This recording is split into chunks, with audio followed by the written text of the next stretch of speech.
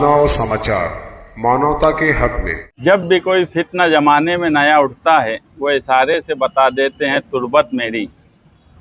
मालेगांव शहर में जो फितना उठ रहा है, उसको रोकने के बजाय नए नए छचन किए जा रहे हैं। माशरे की बुराई को ख़त्म करने के बजाय एक सियासी पार्टी दूसरों पे इल्ज़ामात लगाने की कोशिश कर रही है। आप देखेंगे, आयशा नगर पुलिस स्टेशन में एक नाबालिग बच्ची का एफआईआर दाखिल हुआ, जिसमें यूसुफ इलियास को आरोपी बनाया गया। ये मामला कई महीनों से इस शहर में चल रहा है। रमज़ान महीने में मैं इससे पहले एक प्रेस कॉन्फ्रेंस लिया था और उस वक्त मैं बोला था कि 2 बच्चियां मेरे पास आई थी यही ऑफिस पर, और उन्होंने मुझसे कुछ बातें की और वो बात सुनने के बाद मैं दंग रह गया। मगर मैंने उनको उस वक्त यही बोला कि आप लोग इस मामले में कानून की मदद लो, पुलिस के पास जाओ। हम डायरेक्ट आपके साथ नहीं कुछ मदद कर सकते। पुलिस के पास जाने के बाद अगर आपकी बात नहीं सुनी गई तो आप हमारे पास आना। मगर उसके बाद कोई हमारे पास नहीं आया और ये मामला ऐसे ही चलता रहा। बाद में कई ऑडियो वायरल हुई, कुछ वीडियोस भी आई, आप लोगों ने भी देखा होगा, हमने भी सुना देखा। इस मामले को लेकर जब एफआईआर हुई और 2 नए आरोपी पकड़े गए और रिमांड रिपोर्ट आई, और आरोपी के जो वकील थे उन्होंने जब नए नए इंकशाफात किए, एडवोकेट आरिफ शेख साहब के इस मामले में 15 लाख रुपया दिया गया, ऐसा बयान यूसुफ इलियास ने दिया। 15 लाख रुपया किसको दिया गया, कौन कौन लोग उसमें शामिल थे, कहाँ पर उसकी मीटिंग हुई, और 15 लाख देना ये भी गैर कानूनी है। किस वजह से दिया गया? अगर उस वक्त 25 लाख की डिमांड थी, 15 लाख दिया गया, तो उसी वक्त पुलिस का सहारा क्यों नहीं लिया गया? उस मीटिंग में कौन कौन लोग थे, वो मीटिंग कब हुई, कहाँ पर हुई, और खंडनी मांगने वाले और खंडनी देने वाले और खंडनी पहुँचाने वाले, ये तमाम ही लोग गुनहगार हैं। यही फ़र्क है हमारे में और मौजूदा एमएलए में, कि अगर कोई हमारे पास आया, कोई मजलूम बच्ची आई, तो हमने यही कोशिश की कि उसकी कानूनी मदद हो, और अगर उनके पास कोई गया तो वहाँ खंडनी का काम हुआ। तो मैं पुलिस डिपार्टमेंट से रिक्वेस्ट करूँगा कि इस खंडनी की मीटिंग कहाँ हुई, खंडनी में पैसा किसको दिया गया, किससे लिया गया, कहाँ दिया गया, किन किन लोगों ने पैसा आपस में बांटा, ये सारी चौकसी होना चाहिए। क्योंकि आप देखेंगे कि जिन लोगों का बाद में नाम आया, एक नदीम फिटर बोल के आरोपी जो फरार है, ये नदीम फिटर पर इलेक्शन के बाद जब फायरिंग हुई तो सबसे पहले पहुंचने वाले शख्स मालेगांव के यूसुफ इलियास, नदीम फिटर के वहाँ, और उस वक्त उन्होंने ये बोला, फरियादी नदीम फिटर हुआ कि उस पर फायरिंग की गई। जब उसकी जांच हुई, आसिफ शेख का उस मामले में कोई लेना देना नहीं। जब पूरी चौकसी पुलिस ने की तो ये साबित हुआ, कोर्ट में रिमांड रिपोर्ट गई, कि इस मामले में आसिफ शेख साहब को फंसाने के लिए ये लोगों ने एक प्लानिंग की, और उस प्लानिंग के तहत वो चाहते थे कि इनको फंसाया जाए। तो पुलिस भी देखे, मालेगांव शहर के लोग भी देखे कि कौन लोग प्लानिंग कर रहे हैं। जो आज आरोपी है, जिनको कल लाया गया, जो फरार हैं, ये सब एक ही पार्टी से मुंसलिक हैं। और कोई कोर्ट में ये बोल दे कि ये लोग मास्टरमाइंड हैं, पकड़े जाने वाले लोग एमएलए के साथी, जो खंडनी लिए वो एमएलए के साथी, जो खंडनी पहुंचाए वो भी एमएलए के साथी, उसके बाद मास्टरमाइंड कोई बोल देंगे कोर्ट में हम हैं। तो ऐसा नहीं चलता। इसकी पूरी जांच होना चाहिए, हर तरीके से इंक्वायरी होना चाहिए कि रमज़ान महीने में डॉक्टर नौशीन ने किन किन लोगों से फ़ोन पे राब्ता किया, उसका CDR निकालो, किससे किससे उनकी बातचीत हुई, क्या क्या बातचीत हुई, सारे सबूत रमज़ान महीने की कॉल रिकॉर्डिंग में मिल जाने वाले हैं और ये जांच होना ही चाहिए। अगर मौजूदा MLA फितने को ख़त्म करने की कोशिश में होते और ये चाहते कि ये माशरे की बुराई है, तो उसके लिए उनको ये करना चाहिए था कि इंक्वायरी हो। अगर कोई तुम्हारे पास आया या किस तरीके से पैसे का मामला हुआ, ये सारी काम काज करने के बजाय पुलिस डिपार्टमेंट को कोई खबर क्यों नहीं दी गई उस वक्त जब पैसे का मामला आया। ये एक बड़ा जुर्म है कि मालेगांव जैसे शहर में, जिसे दीनी शहर कहा जाता है, जहाँ के MLA एक इमाम है, उनकी पार्टी के ही सब लोग देने वाले भी लेने वाले भी, तो इसकी इंक्वायरी होना चाहिए। ये मामला जब अभी हमारे पास आया, डॉक्टर नौशीन आई, उस लड़की को लेकर आई और उसने बोला कि यार ये लड़की कई महीनों से परेशान है, इसके साथ ऐसा ऐसा हुआ है। तो हमने एकदम क्लियर बात बोली कि आप पुलिस के पास जाओ, पुलिस इस मामले में आपके साथ इंसाफ करेंगी अगर आप इंसाफ चाहते हो।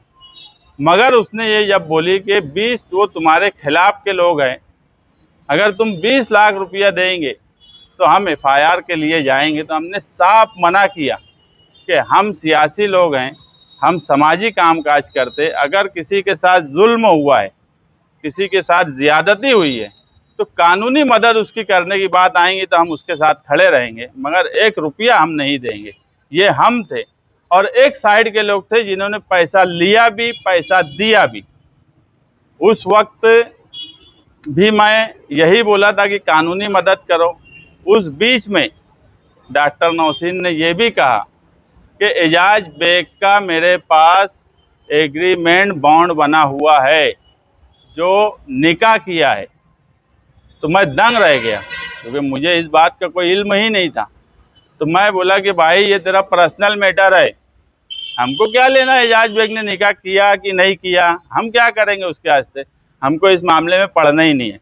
वो तेरा पर्सनल मामला है, तुझे जैसे करना है कर, मुझे ना बॉन्ड की ज़रूरत है, ना मुझे चाहिए, ना उस मामले में मुझे कुछ बोलना है। तो इस तरीके की बातें जब हो रही है तो हर बात की चौकसी होना चाहिए। अब सिर्फ दिन भर पुलिस स्टेशन में जाना और दबाव बनाना और ऐसे लोगों के खिलाफ दबाव बनाना जो हर वक्त कानून की मदद करते हैं, कानून के दायरे में रहते हैं। हमने कभी, आसिफ भाई और मैं, हमने कभी कानून के खिलाफ कोई काम नहीं करते। हम हमेशा ये मानते हैं कि अगर किसी के साथ जुल्म हुआ है, ज़्यादती हुई है, तो उसका साथ देना चाहिए और हर हाल में देना चाहिए। आप देखेंगे उस मजलूम बच्ची जिसके साथ इतनी घिनौनी हरकतें हुई है, FIR में होने के बाद भी मैं मीडिया के सामने जो बातें नहीं बोल सकता, जबकि FIR में लिखा है मैं बोल सकता हूं, मगर उसके बाद भी मैं नहीं बोल रहा हूं।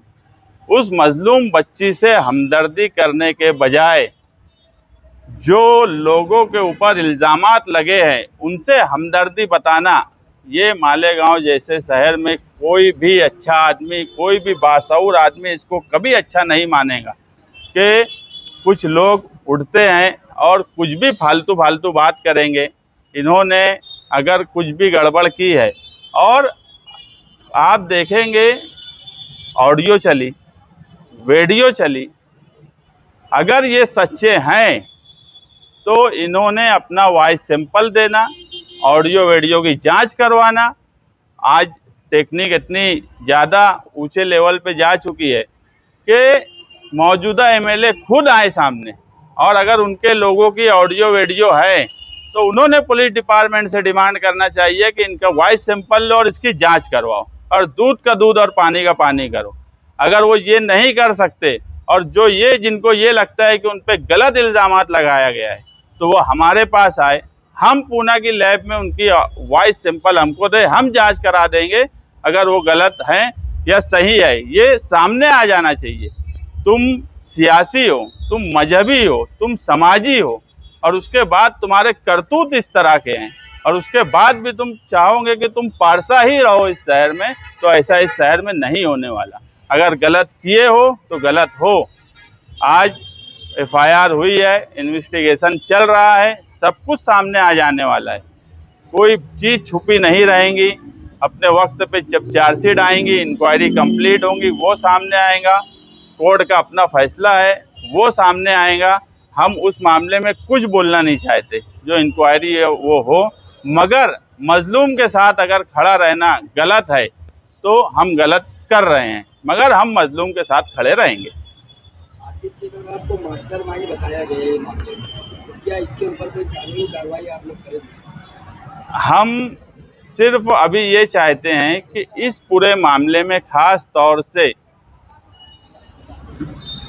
ये मास्टरमाइंड किसी कोई बोल देवे, उसके बोल देने से, एक आरोपी के बोलने से कोई मास्टरमाइंड नहीं होता। हम इस मामले में ईमानदारी से हैं। हमने किसी को ना ये सोचा कि कोई फंस जाए। अगर फंसाने की ही बात सोचते तो एजाज बेग का ही ले लेता था एग्रीमेंट। मैंने डायरेक्ट बोला भाई तेरा पर्सनल मामला है, उधर ही ले जा, मेरे को क्या करने का। एजाज बेग ने निकाह किया नहीं किया, उससे मेरा क्या लेना देना। तो इस लाइन पे हम नहीं गए। अगर कोई हमारे पास आएगा और उसके साथ अगर जुल्म हुआ है तो उसकी तरफ से खड़ा होना, उसको पुलिस डिपार्टमेंट तक उसको कानूनी मदद करना, ये हमारी जिम्मेदारी है। ये हम मानते हैं। सियासत में अगर हम हैं तो हम किसी से डर के सियासत में नहीं हैं। मजलूम के साथ खड़े रहना, कोई कितना भी उत्तम हो, कितना भी बड़ा सेठ हो, हम उससे डर जाएंगे और उसके साथ नहीं खड़े रहेंगे, ऐसा नहीं होगा। हम उस मजलूम बच्ची को पुलिस स्टेशन तक भेजे, ये बात बिल्कुल सच है।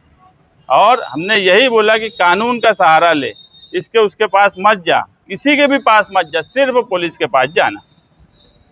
डॉक्टर नौशीन जब आपके पास आई थी तो क्या एजाज बेग का जो आपको बताया, तो क्या उसका एग्रीमेंट आपको बताया था? नहीं, उसने बोली कि उसने बोली कि मेरे पास एजाज बेग का निकाह का एग्रीमेंट है, तुम अगर चाहेंगे तो मैं तुमको दे सकती और तुम उसके ऊपर देखो क्या कर सकते। तो मैंने डायरेक्ट, जब मुझे उस मामले में पढ़ना ही नहीं था, वो एजाज बेग का और उनका पर्सनल मामला है, मुझे वो इल्जाम लगा रही होगी एजाज बेग। हाँ, वो एजाज बेग उसके बारे में सफाई दे, मुझे बोली, मैं बोल दिया। मैं बार बार जो एक बात बोल रहा हूँ कि रमज़ान महीने में 15 लाख रुपये जो आरोपी ने खुद कबूल किया है कि दिया है, लेने वाले उनकी पार्टी के, देने वाले उनकी पार्टी के, मगर वो 15 लाख खंडनी के मीटिंग कहाँ पे हुई, मुशर्रफ चौक में, वो भी सामने आएगा। कौन कौन लोग उस मीटिंग में हाजिर थे कि पैसा दिया जाए खंडनी का, और किसको दिया जाए, किससे लिया जाए, वो भी सामने आएगा। हर चीज़ सामने आने वाली है। मेरा सिर्फ ये बोलना है कि जांच जो है वो सही ढंग से हो रही है, सही ढंग से होना चाहिए और हर बात सामने आना चाहिए, क्योंकि अगर पैसा दिया गया है तो ये एक जुर्म है और उसमें जो जो शामिल है सबके नाम आना चाहिए।